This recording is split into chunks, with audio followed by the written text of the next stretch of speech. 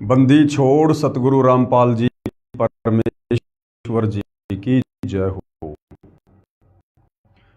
परम पिता परमात्मा सारी सृष्टि के रचनहार कुल मालिक असंख्यों के जगत तीन परवेश सब राजाधिराज आत्माधार नाथों के नाथ देव के देव महादेव सर्वेश्वर महेश्वर मृत्युंजय अजरो अमर आदि अनादि सनातनी प्रभु जगत पिता जगदीश्वर श्री श्री 1008 की उपाधि के वास्तविक अधिकारी अकाल मूरत सौद स्वरूपी राम वासुदेव सर्वगतम ब्रह्म परम पूज्य प्रथम पूज्य परम संत परम पुरुष परम धनी परम दयालु सत्य कबीर हक्का कबीर अल्लाहु कबीर अल्लाहु अकबर बाखबर अल्लाह ताला जगत के तारणहार जगत के मुक्तिदाता जगत के जगन्नाथ हारे के सहारे हिंदुओं के राम मुसलमानों के अल्लाह सिखों के वाहिगुरु ईसाइयों के मसीह दया के सागर दयानिधि करुणा के सागर करुणानिधि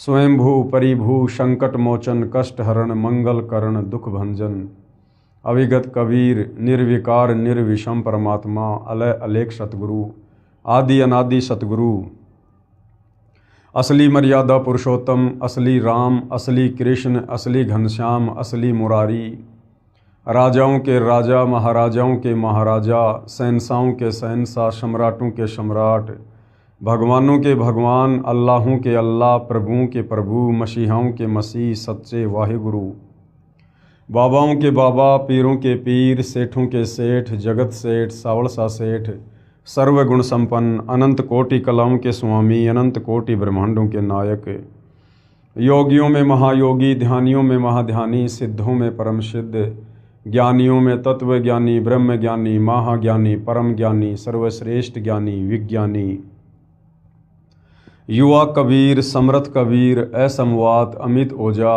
सच्चे रहनुमा करीम अल्लाह सुभान अल्लाह दुनिया के अंतिम पैगंबर 8 सितंबर 1951 से गांव धनाना जिला सोनीपत हरियाणा भारतवर्ष की पावन भूमि पे प्रकट रियल कल की भगवान श्री नारायण साकार हरि श्री बाबा साहेब नूर अनंत परमात्मा सच्चे दरवेश सच्चे बाखबर संत श्रोमणी सतगुरु रामपाल जी परमेश्वर जी के चरण कमल में साध संगति से जुड़े हुए आप और हम सभी भाई बहनों का अनंत कोटि दंडवत प्रणाम। सत्साई भाई और बहनों, बहुत बड़ी दया बहुत बड़ी मेहर पूज्य गुरुदेव भगवान की परमेश्वर रामपाल जी की, जिनके शुभ आशीर्वाद से विशेष आशीर्वाद से उन्हीं के कर कमल से लिखित पवित्र पुस्तक ज्ञान गंगा के ऊपर वीडियो बनाने की श्रृंखला जारी है। इसी श्रृंखला में आज हमारा ये तीसरे नंबर का वीडियो है। फिलहाल हम ज्ञान गंगा पुस्तक की भूमिका के ऊपर चल रहे हैं और भूमिका को समझना बहुत ही महत्वपूर्ण होता है, क्योंकि भूमिका को समझे बिना हम किसी भी पुस्तक को आगे नहीं समझ सकते। तो भाई और बहनों, अभी तक जो 2 वीडियो ज्ञान गंगा पुस्तक पर बन चुके हैं, आप जी यदि पहली बार ये वीडियो देख रहे हैं तो आपने पहले के 2 वीडियो भी अवश्य देखने चाहिए और सीरियल वाइज आपने प्रत्येक वीडियो को अवश्य देखना चाहिए। विशेषकर हिंदू समाज से जुड़े श्रद्धालु भगत भाई बहन, उनके लिए ये पवित्र पुस्तक ज्ञान गंगा किसी वरदान से कम नहीं है, क्योंकि जो ज्ञान हमें हमारे तत्व ज्ञानहीन धर्मगुरु सतयुग से लेकर वर्तमान समय तक नहीं दे पाए, वो समस्त शास्त्रों से प्रमाणित ज्ञान आप जी को इस पवित्र पुस्तक ज्ञान गंगा में पढ़ने को मिलेगा। और हमारी वो तमाम शंकाएं, वो भ्रमणाएं भक्ति और भगवान को लेकर जो हमारे मन में उठती चली आई हैं, जिनका समाधान आज तक कोई नहीं कर पाया, आपकी प्रत्येक शंका का समाधान इस पवित्र पुस्तक ज्ञान गंगा से होगा। भाई और बहनों, मुझे ये कहने में कोई अतिशयोक्ति नहीं है कि इस पवित्र पुस्तक ज्ञान गंगा को जिस महापुरुष ने अपने कर कमल से लिखा है, परमेश्वर रामपाल जी ने, इस ज्ञान गंगा पुस्तक को समझने में ब्रह्मा विष्णु महेश और अन्य देवी देवता भी सक्षम नहीं है। क्यों सक्षम नहीं है? क्योंकि जब तक आप सृष्टि रचना से परिचित नहीं होंगे तब तक आप किसी भी धर्म के किसी भी धर्म ग्रंथ को नहीं समझ सकते। आप आत्मज्ञान के विषय में, परमात्म ज्ञान के विषय में, भक्ति या भगवान के विषय में नहीं जान सकते। और सृष्टि रचना को समझने का सौभाग्य ब्रह्मा विष्णु महेश जी को प्राप्त नहीं है, क्योंकि परमपिता परमेश्वर कबीर साहिब की जब जब वे सतलोक से चलकर इस पृथ्वी लोक पर तत्वदर्शी संत के रूप में प्रकट होते हैं, तो ये दया वे केवल मानव शरीर प्राप्त आत्माओं पर ही करते हैं, क्योंकि इस पृथ्वी लोक को मुक्ति खेत भी कहा है। यानी जो इस काल ब्रह्म के 21 ब्रह्मांड हैं, उनमें केवल ये पृथ्वी लोक ही एक ऐसी जगह है जहाँ पर मनुष्य जन्म प्राप्त करके हम पूर्ण तत्वदर्शी संत की शरण में आकर मुक्ति प्राप्त कर सकते हैं। तो मोक्ष प्राप्ति का जो परम सौभाग्य वर्तमान में आप और हम मानव शरीरधारी आत्माओं को, स्त्री पुरुषों को है, ये सौभाग्य ब्रह्मा विष्णु महेश को भी नहीं है। तो जो कंप्लीट ज्ञान ये परमपिता परमेश्वर कबीर साहिब सतगुरु रूप में इस पृथ्वी पर आकर आप और हम मानव शरीरधारी आत्माओं को देते हैं, ये कंप्लीट ज्ञान ब्रह्मा विष्णु महेश को भी नहीं बताया जाता है। इसलिए भाइयों और बहनों, आप इस पुस्तक को कोई सामान्य पुस्तक ना समझें और ना ही पुस्तक के लेखक को कोई सामान्य संत या व्यक्ति समझें। जब तक सतगुरु रामपाल जी परमेश्वर आप जी की बुद्धि ऑन नहीं करेंगे, आप जी इस पवित्र पुस्तक ज्ञान गंगा में लिखे लेख को नहीं समझ सकते। आप चाहे कितने विद्वान हैं, कितने संस्कृत के प्रकांड ज्ञाता हैं, कितने बड़े अधिकारी हैं, आप कुछ भी हैं, जब तक गुरुदेव भगवान रजा नहीं बख्शेंगे तब तक आप इस पवित्र पुस्तक के प्रमाणित लेख को नहीं समझ सकते। इसलिए आप जी जब भी इस पवित्र पुस्तक ज्ञान गंगा को पढ़ें या जो वीडियो वर्तमान में बन रहे हैं आप ये वीडियो देखें, तो सर्वप्रथम पूज्य गुरुदेव भगवान को प्रार्थना करें, उनसे अर्ज करें, विनती करें कि हे पूज्य गुरुदेव भगवान, हम नादान प्राणी हैं, 2 कोटि के जीव हैं, हमारी कोई औकात नहीं है। परमेश्वर, जब तक आप हमें इस पवित्र पुस्तक के लेख को समझने की शक्ति नहीं देंगे परमेश्वर, तब तक हम आध्यात्मिक ज्ञान से दूर ही रहेंगे। तो परमेश्वर जब साधक के आधीन भाव को देखता है, श्रद्धा भाव को देखता है, तो अवश्य दया भी करता है। तो भाइयों और बहनों, आज इस पवित्र पुस्तक ज्ञान गंगा की भूमिका का तीसरा वीडियो है और इसमें पूज्य गुरुदेव भगवान ने क्या कुछ लिखा है, क्या कुछ कहा है, हमें समझाने का जो है ये सराहनीय प्रयास किया है। अब हम इसमें आगे बढ़ेंगे। सत्य पुरुष का वर्तमान अवतार, इसके ऊपर हम कल वीडियो बना चुके थे। आज हम आगे बढ़ेंगे। आज का हमारा टॉपिक है अमेरिका की महिला भविष्यवक्ता फ्लोरेंस की महत्वपूर्ण भविष्यवाणी। अमेरिका की महिला भविष्यवक्ता फ्लोरेंस की महत्वपूर्ण भविष्यवाणी। परम पूज्य परमेश्वर सतगुरु रामपाल जी को लेकर सदियों पहले बहुत सारे भविष्यवक्ताओं ने, जैसे अमेरिका के न्यू जर्सी शहर की रहने वाली फ्लोरेंस, फ्रांस देश के नास्ट्रेडमस बाबा वेंगा और भी बहुत सारे जाने माने भविष्यवक्ताओं ने भविष्यवाणियाँ की हैं। और उनकी भविष्यवाणियाँ जिस महापुरुष के ऊपर की गई हैं वो केवल सतगुरु रामपाल जी परमेश्वर जी के ऊपर ही खरी उतरती हैं।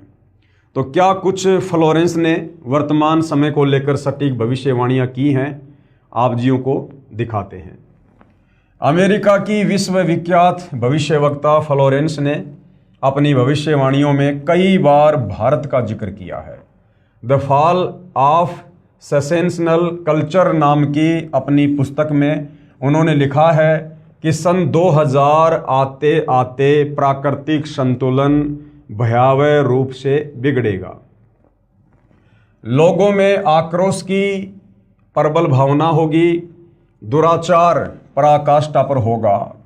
पश्चिमी देशों के विलासितापूर्ण जीवन जीने वालों में निराशा, बेचैनी और अशांति होगी। ये पश्चिमी देश कौन हैं? America, England, Britain, France, Germany, ये हैं पश्चिमी देश। तो क्या कहा था फ्लोरेंस ने कि पश्चिमी देशों के विलासितापूर्ण जीवन जीने वालों में निराशा, बेचैनी और अशांति होगी। क्यों? अध्यात्म की कमी के कारण, क्योंकि ये आत्मा उस समय तक शांत नहीं हो सकती है, इस आत्मा की चाहत, इस आत्मा की जिज्ञासा उस समय तक शांत नहीं हो सकती है जब तक इस आत्मा को अपनी वास्तविक खुराक भक्ति नहीं मिलती है। ये आत्मा युगों युगों से परमात्मा के लिए तड़प रही है। वो आत्माएं चाहे अमेरिका में हो, चाहे हिंदुस्तान में हो, चाहे जापान में हो, हम सब एक ही परमपिता परमेश्वर कबीर साहिब के बच्चे हैं, उन्हीं की आत्मा है। और सृष्टि रचना से आपको पता चलेगा कि जब से हम इस काल ब्रह्म के चक्कर में, इस 21 ब्रह्मांड में अपने परमपिता परमेश्वर कबीर साहिब को और अपने निज घर सतलोक को छोड़कर आए हैं, तब से हमें यहाँ पर सुख नाम की कोई वस्तु प्राप्त नहीं हो रही है। और जब से ये आत्मा सतलोक से आई है तब तक ये उन सुखों की चाहत में भटक रही है। और काल ने हम आत्माओं को अलग अलग देशों में बांट दिया, अलग अलग जातियों में और प्रजातियों में बांट दिया, धर्मों में बांट दिया, ताकि जब कभी वो परमपिता परमात्मा कबीर साहिब आप और हम आत्माओं पर दया करके इस काल के लोक में तत्वदर्शी संत की भूमिका करने के लिए आए, हमें सृष्टि रचना के माध्यम से सतलोक की जानकारी देने आए, हमें वापस सतलोक ले चलने के लिए आए, तो उस समय हम उस तत्वदर्शी संत के संपर्क में ना आ जाएं। इसलिए इस काल ने भिन्न भिन्न भाषाएं बनवा दी ताकि उस तत्वदर्शी संत की भाषा से अपरिचित होने के कारण ये आत्मा तत्व ज्ञान से दूर रहे। यानी बहुत सारी बेड़ियां आप और हम आत्माओं के पैरों में इस काल बली ने डाल रखी हैं। इसलिए इसने अलग अलग देश बना दिए, हमें अलग अलग टुकड़ों में विभाजित कर दिया, जातियों में, धर्मों में, संप्रदायों में, समुदायों में हमारे को इसने बांट दिया है। तो जो पश्चिमी देश में रहने वाले लोग हैं, जहाँ पर विज्ञान का बोलबाला है, जहाँ पर विज्ञान की चक्काचौंध है, लोग विलासितापूर्ण जीवन जीते हैं, वो विलासितापूर्ण जीवन जीने के बाद भी लोग अशांत हैं, बेचैन हैं अध्यात्म की कमी के कारण।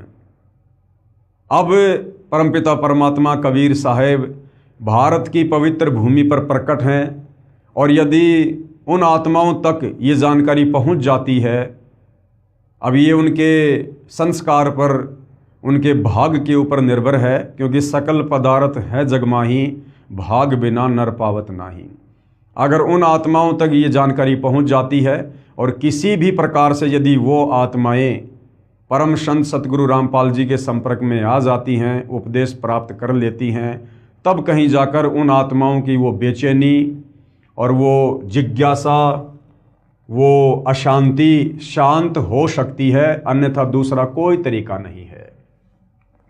पश्चिमी देशों के विलासितापूर्ण जीवन जीने वालों में निराशा, बेचैनी और अशांति होगी, जो वर्तमान में हम देख भी रहे हैं।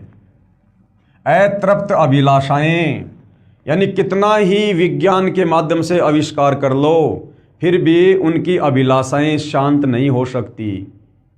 पहले साइकिल बनाई, फिर आगे बढ़े मोटरसाइकिल बनाई, उससे भी शांति नहीं मिली। फिर चौपहिया वाहन बनाया, उससे भी शांति नहीं मिली। फिर एरोप्लेन बनाई, उससे भी शांति नहीं मिली। उसके बाद मंगल ग्रह पे जाने की योजना बना रहे हैं, चांद पर इंसान पहुंच चुका है। अर्थात जब तक हम सतलोक नहीं चले जाएंगे तब तक इस काल के 21 ब्रह्मांड में हमारी अभिलाषाएं इसी प्रकार से उबाल खाती रहेंगी। अतृप्त अभिलाषाएं और जोर पकड़ेंगी, जिससे उनमें आपसी कटुता बढ़ेगी, यानी उनका भाईचारा बिगड़ेगा, चारों ओर हिंसा और बर्बरता का वातावरण होगा। ऐसा वातावरण होगा कि चारों ओर हाहाकार मच जाएगा। और वर्तमान में हम देख रहे हैं भाई और बहनों, किस प्रकार से यूक्रेन और रसिया के बीच में युद्ध छिड़ा हुआ है, किस प्रकार से ईरान और इजराइल के बीच में, ईरान और अमेरिका के बीच में, पाकिस्तान और अफ़गानिस्तान के बीच में। और वर्तमान में हम युग परिवर्तन के दौर में जी रहे हैं, और युग परिवर्तन अटल सत्य है, क्योंकि इसी पवित्र पुस्तक में कबीर परमेश्वर सतगुरु रामपाल जी ने अपने कर कमल से लिखा हुआ है कि युग परिवर्तन का निर्धारित समय सन 1905 से लेकर 2028 तक है। तो हम युग परिवर्तन की दहलीज पर हैं, और जब जब युग परिवर्तन होता है भयंकर जनहानि होती है, त्राहिमाम त्राहिमाम होता है। मुश्किल से 1.5 वर्ष का समय है, क्योंकि हम वर्तमान में मई 2026 में जी रहे हैं और 2028 युग परिवर्तन का अंतिम दौर है। उससे पहले पहले जो तांडव यहाँ पर काल और दुर्गा के द्वारा मचाया जाएगा, शायद आप और हमने पहले कभी कल्पना भी नहीं की होगी। चाहे मानव निर्मित आपत्तियां आए, चाहे प्राकृतिक आपत्तियां आए, हर प्रकार से ये मानव शरीरधारी प्राणी या लक 84 योनियों के प्राणी इस समय असहनीय पीड़ाओं को जो है प्राप्त होंगे, क्योंकि ये युग परिवर्तन का दौर है। लेकिन क्या होगा? लेकिन भारत से उठने वाली एक नई विचारधारा। अब भारत से कौन सी विचारधारा उठेगी भाई? भक्ति की, अध्यात्म की, शास्त्र अनुकूल साधना की, जो विचारधारा सन 1994 से सतगुरु रामपाल जी ने लागू कर रखी है। यानी सन 1994 से सतगुरु रामपाल जी ने अपने यथार्थ तत्व ज्ञान का प्रचार प्रसार करना शुरू किया था। लेकिन भारत से उठने वाली एक नई विचारधारा इस घातक वातावरण को समाप्त कर देगी। वह विचारधारा वैज्ञानिक दृष्टि से सामंजस्य और भाईचारे का महत्व समझाएगी। यानी जो सतगुरु रामपाल जी की अध्यात्म वाली विचारधारा है, वो लोगों को समझाएगी वैज्ञानिक दृष्टि से कि भाई विज्ञान और धर्म में आपस में विरोधाभास नहीं है, विज्ञान और धर्म की कोई टक्कर, कोई मुकाबला नहीं है। अध्यात्म ज्ञान के अभाव में लोग समझ नहीं पा रहे हैं और लोग सोचते हैं कि जो लोग धार्मिक होते हैं वो लोग मूर्ख होते हैं, पागल होते हैं, उन्हें जीवन जीने का नहीं पता होता है। ये विज्ञान को फॉलो करने वाले लोगों का मत होता है। लेकिन असल में विज्ञान का और धर्म का कोई टकराव नहीं होता है, अपितु विज्ञान तो धर्म के आगे ऊंट के मुंह में जीरे के बराबर भी नहीं है, जीरे के बराबर भी। तो सतगुरु रामपाल जी परमेश्वर जी ने हमें यही समझाया है, यही बताया है कि विज्ञान तो इस अध्यात्म को समझने के लिए परमपिता परमेश्वर जी ने दी है। ये विज्ञान अध्यात्म को समझने में सहायक है। विज्ञान से हम धर्म को समझेंगे तो विज्ञान और धर्म का आपस में कोई टकराव किसी भी प्रकार का नहीं है। वह विचारधारा वैज्ञानिक दृष्टि से सामंजस्य और भाईचारे का महत्व समझाएगी। वह यह भी समझाएगी कि धर्म और विज्ञान में आपस में विरोध नहीं है। आध्यात्मिकता की उच्चता और भौतिकता का खोखलापन सबके सामने उजागर करेगी। आध्यात्मिकता की उच्चता यानी भक्ति की शक्ति और भौतिकता का खोखलापन सबके सामने उजागर करेगी। यानी आने वाले समय में जो लोग भगत होंगे, जो भक्ति करेंगे, और भक्ति कौन सी? शास्त्र अनुकूल भक्ति। और शास्त्र अनुकूल भक्ति पूरे विश्व में जगत गुरु तत्वदर्शी सतगुरु रामपाल जी के पास है और कहीं नहीं है। तो आने वाले समय में जो लोग भक्ति करेंगे, नेक नीति से जीवन जिएंगे, सतगुरु की शरण में रहकर मर्यादा में भक्ति करेंगे, वो निरंतर ऊपर की ओर ही उठते चले जाएंगे। वो हर प्रकार की समस्याओं से, पीड़ाओं से, रोग से, कष्टों से, तीन ताप के दुख से दूर होंगे। और जो लोग विज्ञान को ही सब कुछ मानकर विलासितापूर्ण जीवन जी रहे हैं, उन लोगों के जीवन में आने वाले समय में कष्ट ही कष्ट होंगे। आध्यात्मिकता की उच्चता और भौतिकता का खोखलापन सबके सामने उजागर करेगी। मध्यम वर्ग उस विचारधारा से बहुत अधिक प्रभावित होगा। मध्यम वर्ग कौन है? आप और हमारे जैसे लोग जो ना गरीब हैं ना अमीर हैं, जो ना गरीब हैं ना अमीर हैं, अपना नेक नीति ईमानदारी से मेहनत मजदूरी करके, कोई अपने खेतों में काम करके, छोटा मोटा व्यवसाय करके जो अपना और अपने परिवार का पालन पोषण कर रहा है, उनको कहते हैं मध्यम वर्ग के लोग। तो सबसे पहले आप देख रहे होंगे सतगुरु रामपाल जी की शरण में मध्यम वर्ग के लोग ही आए हैं। मध्यम वर्ग उस विचारधारा से बहुत अधिक प्रभावित होगा। यह वर्ग समाज के सभी वर्गों को अच्छे समाज के निर्माण के लिए उत्प्रेरित करेगा। जिस प्रकार मध्यम वर्ग से आने वाले सतगुरु रामपाल जी के फॉलोअर आज ज्ञान गंगा पुस्तक को हाथ में लेकर सभी लोगों को ज्ञान समझाने की दिशा में आगे बढ़ रहे हैं। एक अच्छे और स्वच्छ समाज का निर्माण करने के लिए बीड़ा उठा रखा है ज्ञान आधार से। यह वर्ग समाज के सभी वर्गों को अच्छे समाज के निर्माण के लिए उत्प्रेरित करेगा। यह विचारधारा पूरे विश्व में चमत्कारी परिवर्तन लाएगी। यही सतगुरु रामपाल जी का ज्ञान, सतगुरु रामपाल जी के द्वारा दी गई शास्त्र अनुकूल सत भक्ति पूरे विश्व को बदल के रख देगी आने वाले समय में। आगे उस फ्लोरेंस ने क्या कहा? मुझे अपनी छठी अतीन्द्रिय शक्ति से यह एहसास हो रहा है कि इस विचारधारा को जन्म देने वाला वह महान संत भारत में जन्म ले चुका है। अब भाइयों और बहनों, ये जितने भी भविष्य वक्ता होते हैं इनको अध्यात्म के विषय में कोई विशेष जानकारी नहीं होती है। ये शास्त्र अनुकूल सत भक्ति से परिचित नहीं होते हैं। ये जो भी कुछ भविष्यवाणी करते हैं ये इनकी अपनी भक्ति कमाई होती है।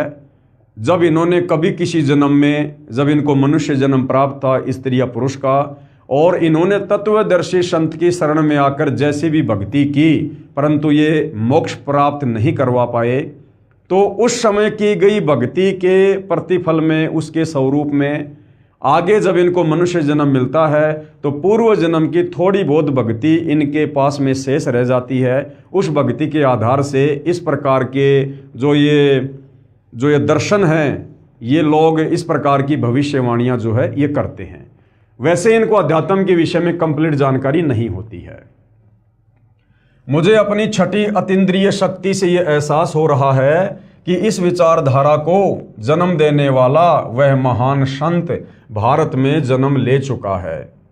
हालांकि सतगुरु रामपाल जी, परमेश्वर जी, आप और हमारी तरह माँ के गर्भ से एक आम व्यक्ति की तरह जेर में लिपट कर माँ के गर्भ से बाहर नहीं आए हैं, और ना ये कबीर भगवान कभी माँ के गर्भ से जन्म लेता है, क्योंकि परमेश्वर जी की अपनी वाणी है, ना सतगुरु जननी जने जाके माना बाप, पिंड ब्रह्मंड से रहित है ना वहाँ तीनों ताप।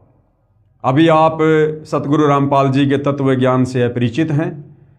अभी आप पहले उनके ज्ञान को थोड़ा अच्छे से समझिएगा, सत्संग सुनिएगा, फिर जब आप उनके शरण में आकर भक्ति शुरू करेंगे, परमेश्वर आपका ज्ञान योग खोलेंगे, फिर आपको ये सारी बातें समझ में आएंगी कि क्यों तत्वदर्शी संत कभी माँ के गर्भ से जन्म नहीं लेता है। क्योंकि तत्वदर्शी संत की भूमिका, पूर्ण संत की भूमिका, या यूं कहिए जगत गुरु की भूमिका स्वयं कबीर भगवान ही निभाने के लिए धरती पर आते हैं। और कबीर भगवान जो कि स्वयंभू है, परिभू है, जिन्होंने सर्व आत्माओं को उत्पन्न किया है, उन्हें जन्म देने में कोई भी आत्मा सक्षम नहीं है। वो कबीर परमात्मा जब चाहे, जहाँ चाहे, जिस उम्र में चाहे वो प्रकट होकर अपना ज्ञान देता है। तो सतगुरु रामपाल जी परमेश्वर कोई सामान्य संत या महात्मा नहीं है। अगर हम इनको जगत गुरु कहते हैं, तत्वदर्शी संत कहते हैं, तो जगत गुरु और तत्वदर्शी संत ये दोनों भूमिका कबीर परमेश्वर जी के अलावा सृष्टि में कोई अन्य नहीं कर सकता है। ठीक है, परमपिता परमेश्वर की लीलाएं अजब गजब है। आप और हम सामान्य प्राणी इतना जल्दी समझने में सक्षम नहीं हैं, लेकिन यदि हम उनका ज्ञान सुनते रहे, भक्ति करते रहे, तो एक न एक दिन परमेश्वर हमारा ज्ञान योग अवश्य खोलेंगे और हमें ये गुप्त रहस्य भी समझ में आने लगेंगे। वह महान संत भारत में प्रकट हो चुका है और सतगुरु रामपाल जी 8 सितंबर 1951 से प्रकट हैं। उस संत के ओजस्वी व्यक्तित्व का प्रभाव सबको चमत्कृत करेगा। ओजस्वी व्यक्तित्व मतलब जो ज्ञान वो देंगे, जो समाधान वो देश और दुनिया का करेंगे, आने वाले समय में तीसरे विश्व युद्ध को जो रोकेंगे, भारत देश की अन्य देशों के आक्रमण से रक्षा करेंगे, तो इस प्रकार का जो प्रभाव होगा, जो ये चमत्कार होंगे, वो देश और दुनिया को प्रभावित करेंगे। उस संत के ओजस्वी व्यक्तित्व का प्रभाव सबको चमत्कृत करेगा। उसकी विचारधारा अध्यात्म के कम होते जा रहे प्रभाव को फिर से नई स्फूर्ति देगी। चारों ओर आध्यात्मिक वातावरण होगा, यानी घर घर में सतगुरु रामपाल जी की भक्ति होगी, घर घर में सतगुरु रामपाल जी की पूजा होगी। हर व्यक्ति नेक नीति ईमानदारी से अपना जीवन जियाएगा, वो स्वयं भी जिएगा और दूसरों को भी जीने देगा। तो एक प्रकार से आध्यात्मिक वातावरण पूरे विश्व में फिर से पनपेगा। संत की विचारधारा से प्रभावित लोग विश्व के कल्याण के लिए पश्चिम की ओर चलेंगे। धीरे धीरे एशिया, यूरोप और अमेरिका पर पूरी तरह छा जाएंगे। यानी इन देशों में सतगुरु रामपाल जी का आने वाले समय में जोरों शोरों से ज्ञान प्रचार होगा। उस संत की विचारधारा से पूरा विश्व प्रभावित होगा और उनके चरण चिन्हों पर चलेगा। यानी जो सतगुरु रामपाल जी की भक्ति मर्यादा हैं, उन मर्यादाओं में रहकर लोग भक्ति करेंगे, अपना जीवन यापन करेंगे। पश्चिमी देश के लोग उन्हें ईसा कहेंगे। पश्चिमी देश के लोग यानी जो ये ईसाई लोग हैं, जो ईसा मसीह को मानते हैं, जब उन्हें सतगुरु रामपाल जी परमेश्वर जी के विषय में पता चलेगा कि तुम्हारा रियल मसीहा धरती पर 8 सितंबर 1951 को प्रकट हो चुका है सतगुरु रामपाल जी के नाम से, तो जो पश्चिमी देशों के लोग हैं वो सतगुरु रामपाल जी को पहचान कर उन्हें अपना मसीहा कहेंगे। मुसलमान उन्हें एक सच्चा रहनुमा, मुसलमान भाई जब उन्हें पता चलेगा कि वास्तव में हमारा जो पैगंबर है, जो रसूल है, सतगुरु रामपाल जी हैं, तो मुसलमान धर्म के लोग उन्हें सच्चा रहनुमा कहेंगे, अपना अल्लाह कहेंगे। और एशिया के लोग उन्हें भगवान का अवतार मानेंगे। और जो एशिया है, एशिया जो महाद्वीप है जिसमें बहुत सारे देश आते हैं, ये सभी देश सतगुरु रामपाल जी को भगवान कहेंगे, भगवान का अवतार कहेंगे। यानी भगवान खुद ही धरती पर अवतरित होकर आए हैं। उस महान संत की विचारधारा से बौद्धिक क्रांति होगी। बौद्धिक क्रांति का मतलब है हम भक्ति मार्ग को अच्छे से समझेंगे, हम लोग चिंतन मनन करेंगे आत्मज्ञान पर, परमात्म ज्ञान पर। बुद्धिजीवियों की मान्यताएं बदलेंगी। यानी जो पढ़े लिखे लोग, बड़े बड़े शिक्षित लोग, बड़े बड़े अधिकारी लोग जो उच्च उन पदों पर आसीन हैं, जो विज्ञान को ही सब कुछ माना करते थे, शिक्षा को ही सब कुछ मान बैठे थे, अब उन लोगों की विचारधारा बदलेगी और उन लोगों का रुख धीरे धीरे भक्ति की तरफ बढ़ेगा। बुद्धिजीवियों की मान्यताएं बदलेंगी, उनमें ईश्वर के प्रति श्रद्धा और विश्वास की कोपलें फूटेंगी। फ्लोरेंस के अनुसार वह संत भारत में प्रकट हो चुका है। फ्लोरेंस के अनुसार जन्म ले चुका है और हम भक्तों के अनुसार प्रकट हो चुका है। वह इस संत से काफी प्रभावित थी। अपनी एक दूसरी पुस्तक golden light of new era में भी उन्होंने लिखा है, जब मैं ध्यान लगाती हूं तो अक्सर एक संत को देखती हूं। यानी जो फ्लोरेंस है, यह आज से सैकड़ों वर्ष पहले जब ध्यान लगाया करती थी तो सतगुरु रामपाल जी की वर्तमान स्थिति को वो देखा करती थी। जब मैं ध्यान लगाती हूं तो अक्सर एक संत को देखती हूं, गौर वर्ण यानी गोरा रंग, गौर वर्ण का है, सफेद बाल हैं, उनके मुख पर न दाढ़ी है न मूंछ है। उस संत के ललाट यानी माथे पर गजब का तेज होता है। उनके ललाट पर आकाश से एक नक्षत्र के प्रकाश की किरणें निरंतर बरसती रहती हैं। मैं देखती हूं कि वह संत अपनी कल्याणकारी विचारधारा तथा अपने सत्य चरित्र प्रबल अनुयायियों की शक्ति से संपूर्ण विश्व में नए ज्ञान का प्रकाश फैला रहे हैं। यानी वर्तमान में देश और दुनिया में जिस प्रकार से सतगुरु रामपाल जी का तेजी से प्रचार प्रसार हो रहा है, ये सत भक्ति मार्ग जो तेजी से बढ़ रहा है, इस समय को फ्लोरेंस जब ध्यान लगाती थी तो सैकड़ों वर्ष पहले वो देखा करती थी। वह संत अपनी शक्ति निरंतर बढ़ा रहे हैं। अब सतगुरु रामपाल जी के द्वारा निरंतर अपनी शक्ति बढ़ाने का मतलब ये नहीं है कि सतगुरु रामपाल जी कोई जिम करते हैं या कोई व्यायाम करते हैं, अपने शरीर की शक्ति बढ़ा रहे हैं। सतगुरु रामपाल जी तो सर्वशक्ति संपूर्ण हैं, इन्होंने अपनी शक्ति बढ़ाने की आवश्यकता नहीं है। यहाँ पर जिस शक्ति की बात फ्लोरेंस ने की है वो है आध्यात्मिक शक्ति। यानी सतगुरु रामपाल जी के भगत जिस प्रकार से सतगुरु रामपाल जी से ज्ञान प्राप्त करके फिर समाज में अन्य लोगों को ज्ञान समझाने की दृष्टि से ज्ञान प्रचार कर रहे हैं, जिस प्रकार सतगुरु रामपाल जी के ज्ञान का प्रचार प्रसार भारत देश सहित अन्य देशों में दिन दोगुना रात चौगुना बढ़ रहा है, यहाँ पर उस शक्ति की बात जो है फ्लोरेंस के द्वारा की गई है। वह संत अपनी शक्ति निरंतर बढ़ा रहे हैं, उनमें इतनी शक्ति है कि वह प्राकृतिक परिवर्तन भी कर सकते हैं। यानी फ्लोरेंस का कहना कि उस महान संत में इतनी शक्ति है कि वो चाहे तो प्राकृतिक परिवर्तन भी कर सकते हैं, वो बाढ़ को भी रोक सकते हैं, वो अतिवृष्टि अनावृष्टि ओलावृष्टि या फिर अकाल जैसी स्थिति को भी रोक सकते हैं। यानी किसी भी प्रकार का कोई भी प्राकृतिक परिवर्तन करने में वर्तमान में सतगुरु रामपाल जी सक्षम हैं। उनमें इतनी शक्ति है कि वह प्राकृतिक परिवर्तन भी कर सकते हैं।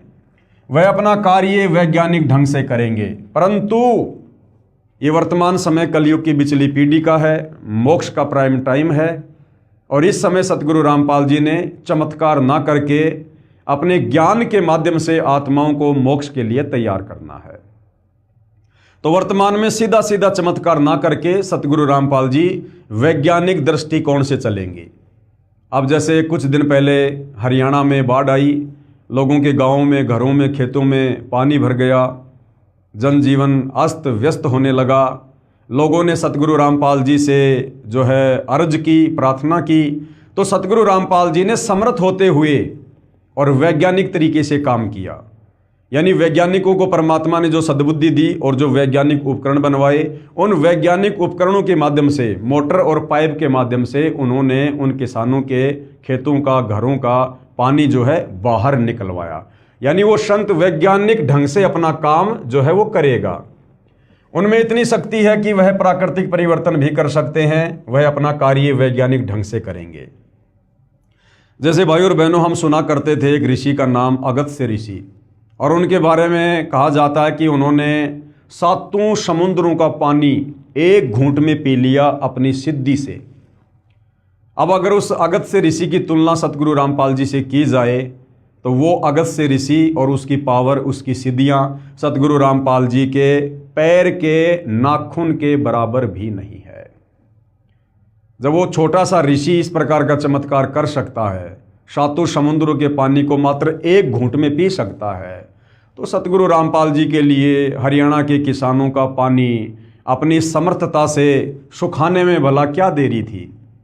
लेकिन ये परमात्मा वर्तमान में इस कलयुग की बिचली पीढ़ी में इस प्रकार के चमत्कार खुल्लम खुल्ला नहीं करेगा, ये वैज्ञानिक तरीके से अपना कार्य करेगा। उनमें इतनी शक्ति है कि वह प्राकृतिक परिवर्तन भी कर सकते हैं, वह अपना कार्य वैज्ञानिक ढंग से करेंगे। उनकी कृपा और प्रयत्नों से मानवीय सभ्यता में नई जागृति आएगी। यानी जिस प्रकार से वर्तमान में आध्यात्मिकता के अभाव के चलते इंसान के व्यवहार में, इंसान के नेचर में, इंसान के चरित्र में जो गिरावट आ चुकी है, वो धीरे धीरे वापस अपनी उसी वास्तविक स्थिति पर आएगी। यानी लोगों में फिर से जागृति आएगी, लोग भक्ति मार्ग पर चलेंगे, सही मायने में लोग एक इंसान बनेंगे। उनकी कृपा और प्रयत्नों से मानवीय सभ्यता में नई जागृति आएगी, विश्व के समस्त जन समूह में नई चेतना का संचार होगा, लोक शक्ति का नया रूप उभर कर सामने आएगा।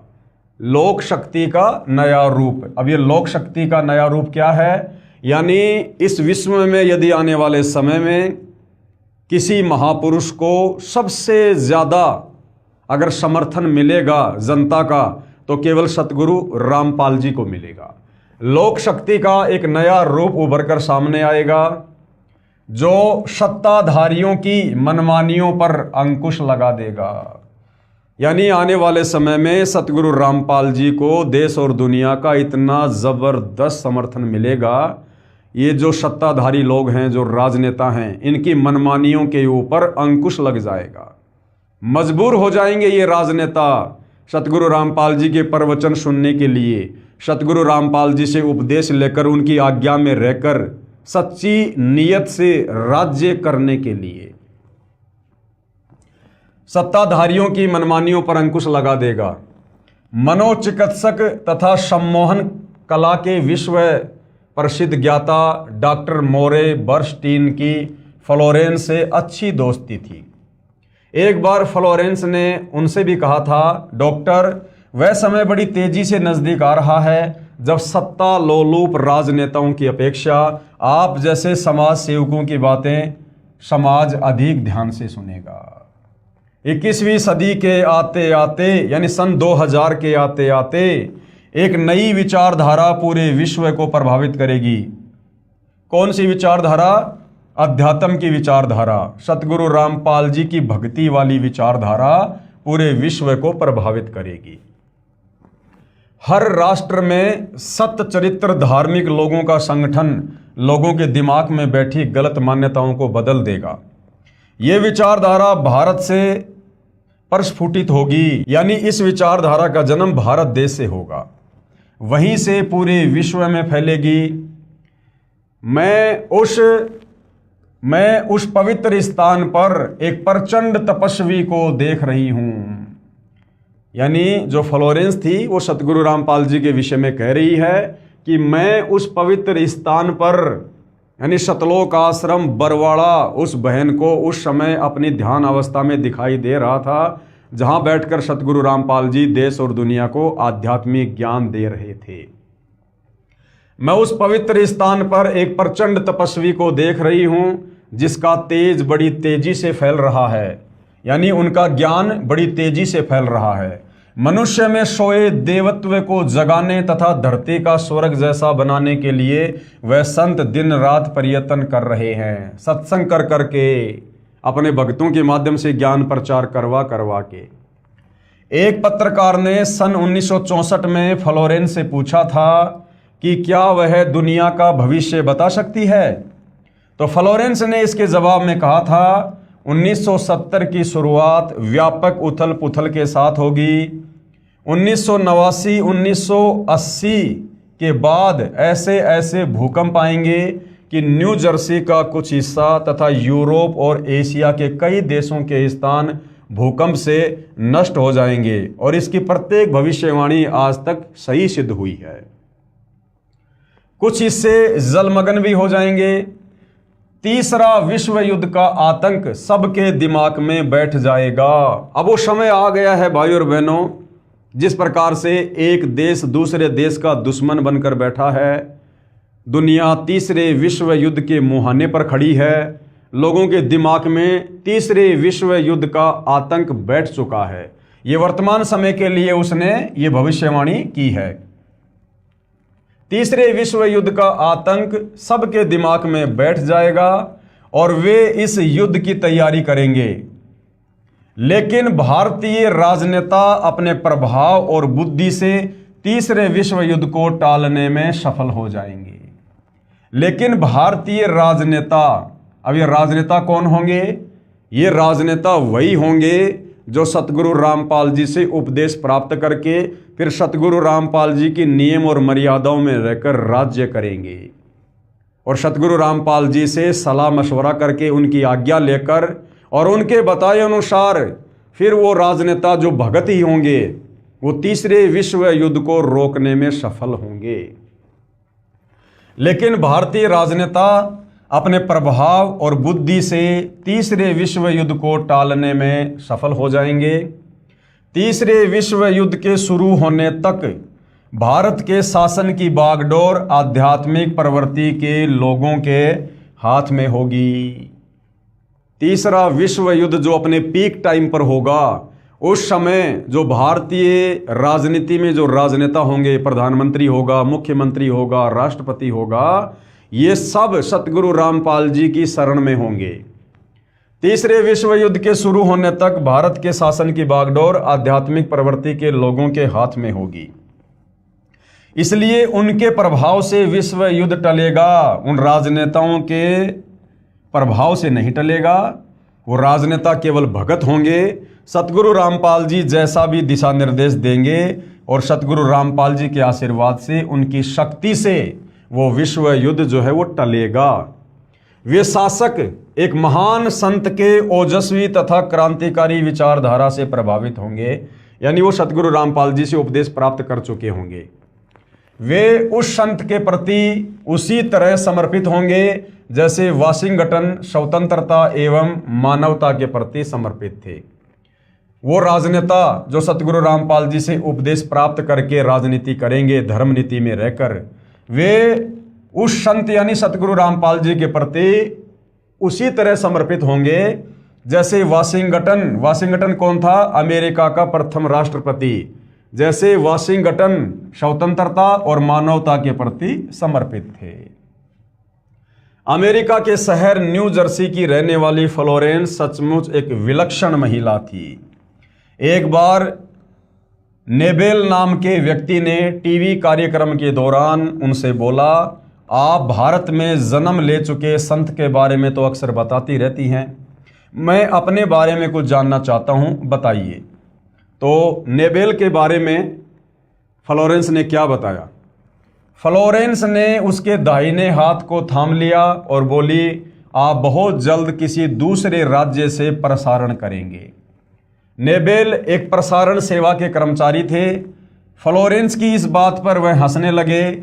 कुछ क्षण बाद बोले, आपने मुझसे ये अच्छा मजाक किया। यदि हमारी कंपनी के अधिकारी इस कार्यक्रम को देख रहे होंगे तो मैं दूसरे राज्य में जाऊं या नहीं, फिलहाल अपनी कंपनी से तुरंत निकाल दिया जाऊंगा। यानी ये बात जो यहाँ पर समझाई जा रही है, ये आप और हमें विश्वास दिलाने के लिए कि फ्लोरेंस की भविष्यवाणियां कितनी सटीक होती थी। कुछ ही मिनटों के बाद टीवी के कंट्रोल रूम का फोन घनघना उठा। फोन नेबेल के लिए था। उनकी कंपनी के जनरल मैनेजर उनसे बात करना चाहते थे। नेबेल ने जब फोन उठाया तो उन्होंने कहा, हमने न्यूयॉर्क के प्रसारण करने का काम शुरू करने का निर्णय लिया है, वह तुम्हें ही भेजा जाएगा, यानी न्यूयॉर्क में आपको ही भेजा जाएगा। अभी ये बात गुप्त रखना, इसकी घोषणा कल की जाएगी। मैं टीवी पर फ्लोरेंस के साथ तुम्हारी बातचीत देख रहा था। फ्लोरेंस ने तुम्हारे विषय में जो बताया वह पूरी तरह सच है। आश्चर्य है कि उन्हें यह बात कैसे मालूम हो गई। नेबेल फ्लोरेंस का चेहरा देखता रह गया।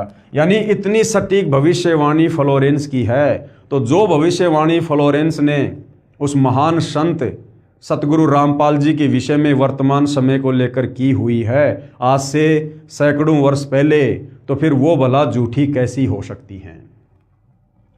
कुछ पत्रकारों ने उनसे एक बार पूछा था कि वह भविष्य को कैसे देख लेती है तथा गायब व्यक्ति या वस्तुओं का पता कैसे लगा लेती है।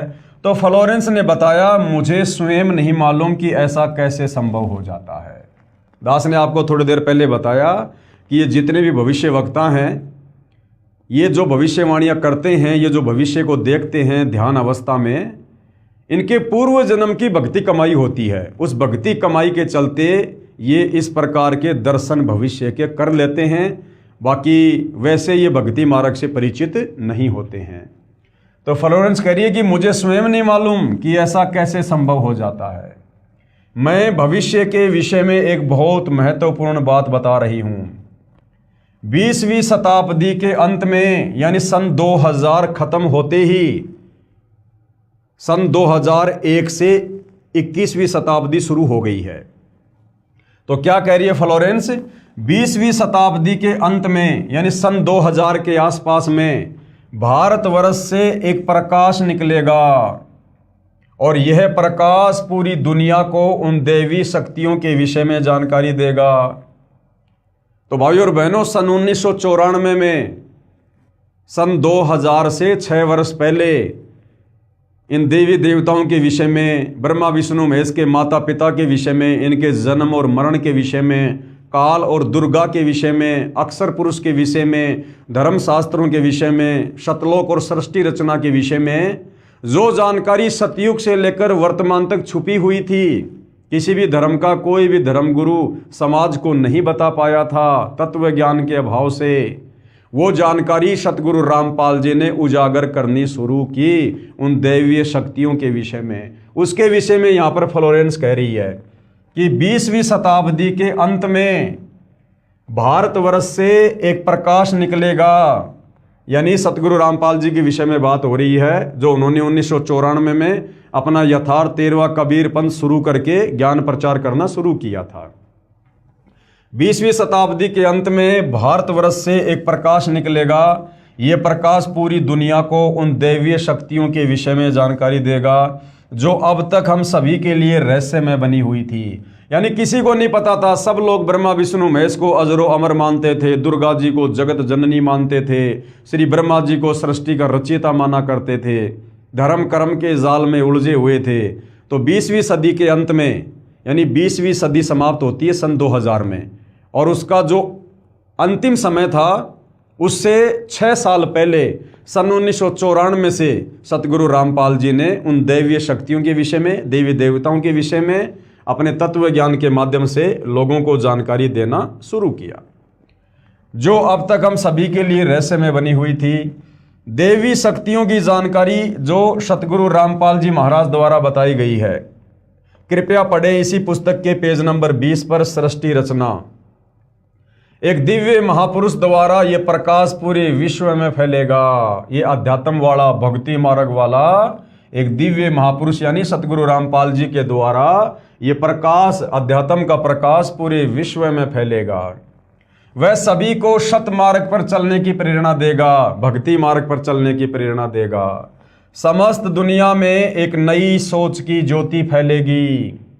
जब मैं ध्यान अवस्था में होती हूँ तो अक्सर यह दिव्य महापुरुष मुझे दिखाई देते हैं। यानी सतगुरु रामपाल जी का वर्तमान स्वरूप फ्लोरेंस को सैकड़ों वर्ष पहले ध्यान अवस्था में ज्यों का त्यों दिखाई दिया करता था। अब भाइयों और बहनों, ये भविष्य वक्ता हैं कौन? आम आदमी को क्यों भविष्य दिखाई नहीं देता? आम आदमी क्यों भविष्यवाणी नहीं करता? अब ये फ्लोरेंस, बाबा वेंगा, नास्ट्राडामस, ये कौन आत्माएं हैं? जैसे वर्तमान में परमात्मा धरती पर हैं सतगुरु रामपाल जी के नाम से।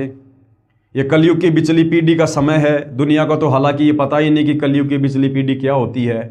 जब सतगुरु रामपाल जी से उपदेश लेंगे, सत्संग सुनेंगे, तो इस समय के विषय में उनको पता चलेगा कि ये भक्ति युग है, ये मोक्ष युग है इस समय, जिसको आध्यात्मिक भाषा में कलयुग की बिचली पीढ़ी कहा जाता है। तो इस कलयुग की बिचली पीढ़ी में जो भगत भाई बहन पूर्ण मर्यादा में रहकर, समस्त मंत्र प्राप्त करके, अपने धर्म कर्म में रहकर, पतिव्रता पद पर रहकर, गुरु को परमेश्वर मानकर आजीवन भक्ति करके जो सतलोक चले जाएंगे, उनका तो मोक्ष हो जाएगा। और जो आत्माएं भक्ति करते करते किसी न किसी कारण से मोक्ष प्राप्त नहीं कर पाएंगी, फिर उन आत्माओं के इस प्रकार के जन्म होते हैं। वही आत्मा फिर आगे चलकर भविष्य वक्ता बनती हैं, देवी देवता बनते हैं, साधु संत महात्मा बनते हैं, ऋषि बनते हैं, गोरखनाथ जैसे बनते हैं। फिर ये आत्माएं होती हैं। और इस कलयुग की बिचली पीढ़ी में वर्तमान समय में जो भक्ति हम कर रहे हैं, और ये भक्ति हमारे अंतःकरण में जमा हो जाती है, और यदि हम पार नहीं हो पाते हैं तो ये भक्ति काफ़ी लंबे समय तक ये चलती है, इतनी जल्दी ये खर्च नहीं होती है। तो जब कभी उस आत्मा को मनुष्य जन्म मिलता है और यदि उसकी भक्ति सुरक्षित है, तो उस भक्ति के प्रभाव से फिर वो इस प्रकार से भविष्य बताना शुरू कर देता है। तो फ्लोरेंस भी उन्हीं आत्माओं में से एक थी। अक्सर ये दिव्य महापुरुष मुझे दिखाई देते हैं। फ्लोरेंस ने बार बार इस संत या दिव्य महापुरुष का जिक्र किया है। साथ ही यह भी बताया है कि उत्तरी भारत के एक पवित्र स्थान पर वह मौजूद है। जो हरियाणा है वो भारत के मानचित्र में वो एक उत्तरी राज्य है।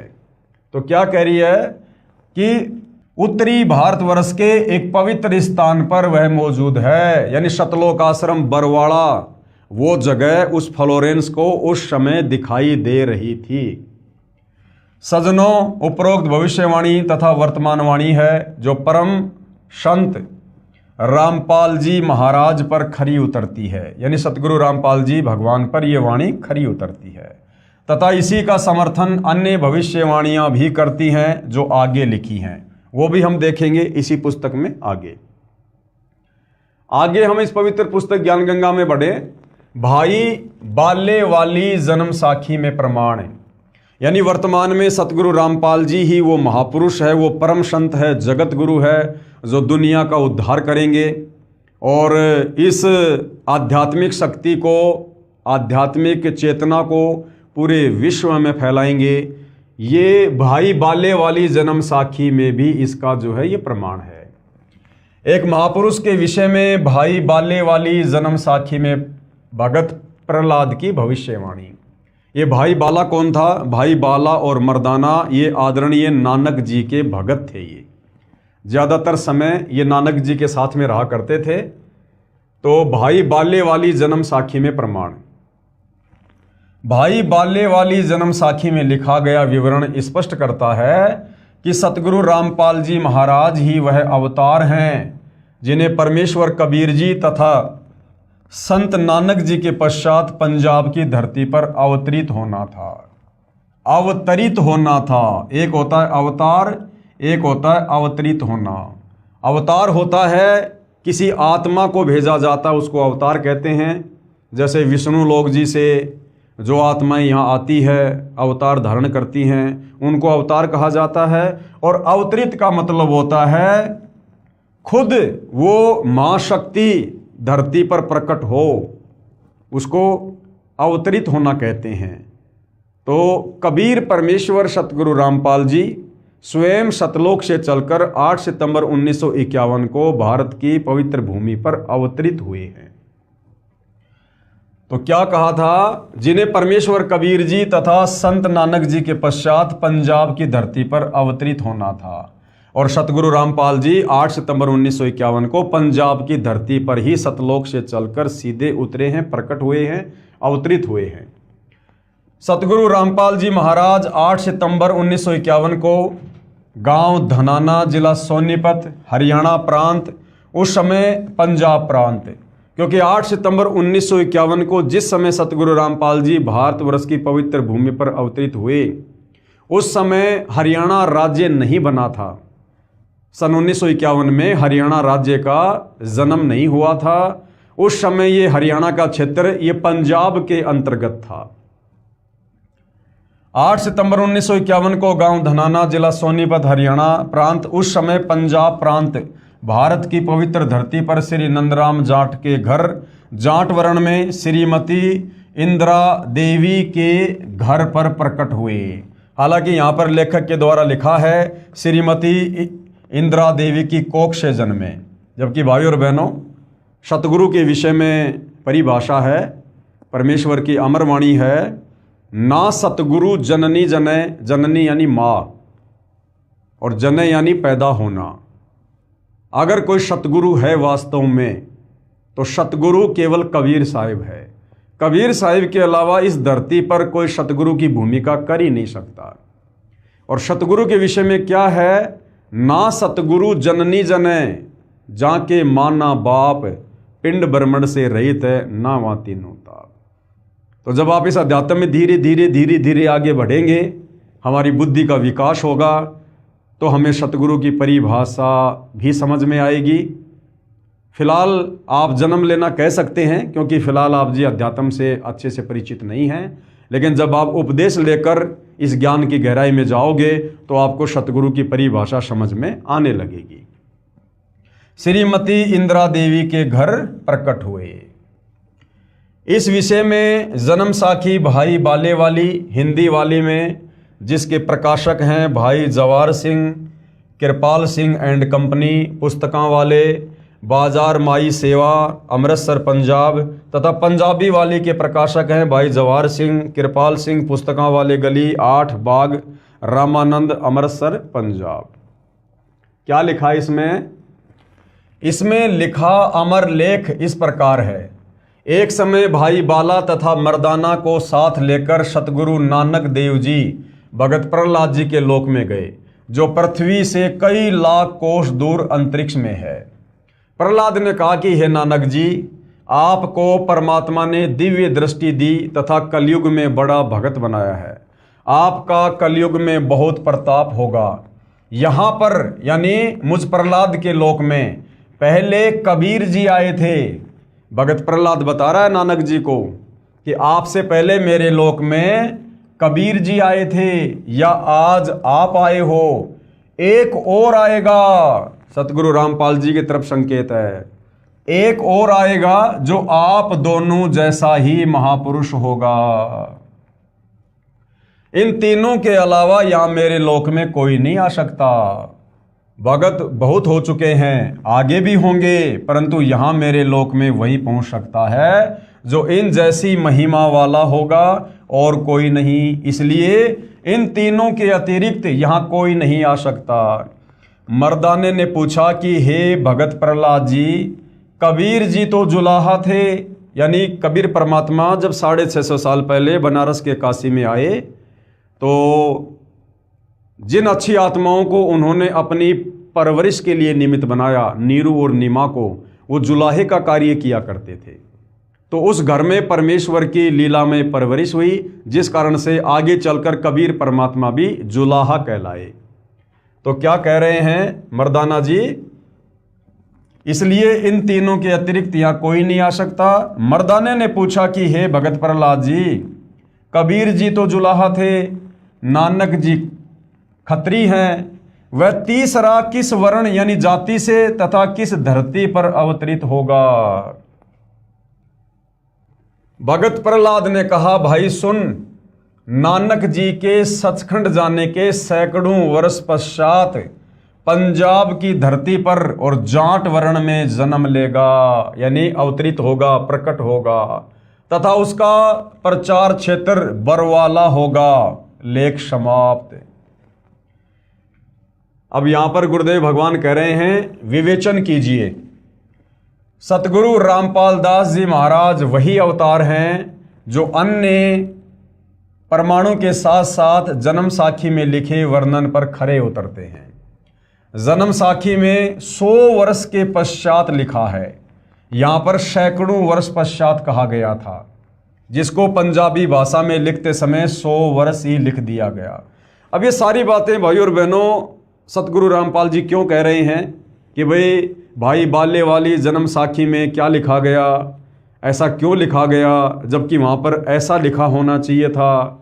क्योंकि सतगुरु रामपाल जी, अभी आपने देखा जब मर्दाने ने पूछा तो भगत प्रहलाद ने कहा कि वो जो तीसरा महापुरुष आएगा मेरे लोक में, वो नानक जी और कबीर जी जैसा ही होगा, उनके जितनी शक्ति वाला ही होगा। तो भाई कबीर जी तो अंतर्यामी थे, नानक जी भी सिद्धि युक्त थे, शक्ति युक्त थे, और वो तीसरा यानी सतगुरु रामपाल जी भी उनके जैसा ही होगा, उनकी महिमा भी उतनी होगी, उनकी शक्ति भी कबीर जी के जितनी होगी। तो सतगुरु रामपाल जी तो स्वयं कबीर जी ही हैं। तो जो सतगुरु रामपाल जी ने बताया, जो त्रुटि लोगों ने लिखते समय जन्म साखी में जो कर दी, लेख को ना समझ पाने के कारण, तत्व ज्ञान के अभाव में, उसको सतगुरु रामपाल जी ने शुद्ध किया है। यहां पर सैकड़ों वर्ष पश्चात कहा गया था, जिसको पंजाबी भाषा में लिखते समय 100 वर्ष ही लिख दिया, क्योंकि मर्दाना ने पूछा था कि वह कौन से युग में नजदीक ही आएगा। तब भगत प्रहलाद ने कहा कि श्री नानक जी के सैकड़ों वर्ष पश्चात कलयुग में ही वह संत जाट वर्ण में जन्म लेगा। इसलिए यहाँ 100 वर्ष के स्थान पर सैकड़ों वर्षों ही न्यायोचित है, तथा प्रचार क्षेत्र बरवाला के स्थान पर बटाला लिखा गया। इसके 2 कारण हो सकते हैं कि शहर बरवाला, जिला हिसार, हरियाणा उस समय पंजाब प्रांत में सुप्रसिद्ध नहीं था, तथा बटाला शहर पंजाब प्रांत में प्रसिद्ध था। लेखनकर्ता ने इस कारण से बरवाला के स्थान पर बटाला लिख दिया। दूसरा, प्रिंट करते समय बरवाले की जगह बटाले प्रिंट हो गया है। एक और विशेष विचारणीय पहलू है कि पंजाब के बटाला शहर में कोई भी जाट संत नहीं हुआ। अगर भगत प्रहलाद की इस बात को माने, जब मर्दाना ने पूछा कि वो कौन होगा, कहाँ आएगा, किस जाति में होगा, तो प्रहलाद जी ने कहा कि वो पंजाब की धरती पर होगा, जाट वर्ण में होगा, और उसका जो प्रचार प्रसार क्षेत्र होगा वो बटाला होगा। मान लो हम बटाला लेकर चलते हैं, तो भाई बटाला शहर में, पंजाब के बटाला शहर में तो आज तक कोई जाट संत हुआ ही नहीं है। तो यहाँ पर जो बटाला है, यहाँ पर बरवाला बोला गया था, जो लेखनकर्ता ने अपनी अज्ञानता कह लीजिए, क्योंकि उस समय बरवाला शहर इतना ज़्यादा सुप्रसिद्ध नहीं था, इसलिए उसने बटाला लिख दिया, लेकिन असल में ये क्या है, बरवाला। एक और विचारणीय पहलू है कि पंजाब के बटाला शहर में कोई भी जाट संत नहीं हुआ है जो इन महापुरुषों परमेश्वर कबीर देव जी व श्री नानक देव जी के समान महिमावान तथा इनके समान ज्ञानवान हुआ हो।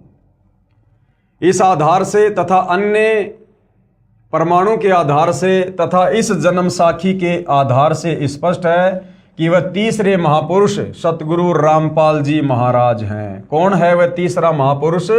परम संत सतगुरु रामपाल जी। अब देखो भाई और बहनों, बहुत सारी बातें हैं।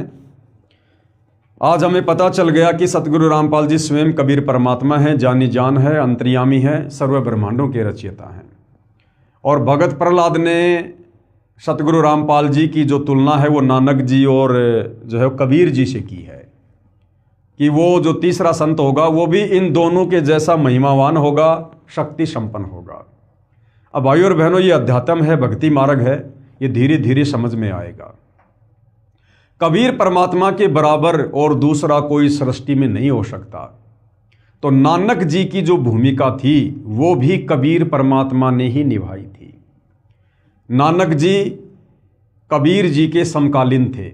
नानक जी ने बनारस के काशी में जाकर कबीर जी को अपना गुरु धारण किया था।